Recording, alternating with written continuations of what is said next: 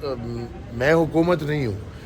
بنیادی حقوق ہے ہر قیدی کا، وہ سزائے موت والا کیوں نہ ہو، اس کو ملاقات کا حق ہے اور ملاقات ہونا چاہیے.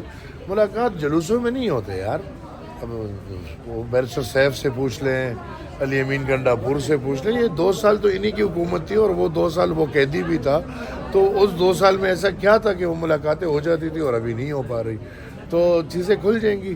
میں سمجھتا ہوں ملاقات ہونی چاہیے، بالخصوص خاندان کی، وکلاء کی اور سب کی، تمام تر لوگوں کی. یہ جلوسوں پہ اعتراض ہے آپ کو کہ جو جلسوں کی صورت اکٹھے ہو کے جلوس کی صورت؟ مجھے تو کوئی اعتراض نہیں. میں تو چاہتا ہوں کہ جلوس جائے، عمران کو باہر نکالے، وہ تقریر بھی کرے اگر قیدیوں کو یہ سہولت حاصل ہے. ورنہ مطلب جو آپ کے قانون ہے اس قانون کے تلے آپ جائیں. انشاءاللہ ملاقات، میں نے تو بولا نا، میں نے تو کبھی نہ کی ہے نہ ہوئی ہے، لیکن ان سے پہلے والوں سے طریقہ سیکھ لے.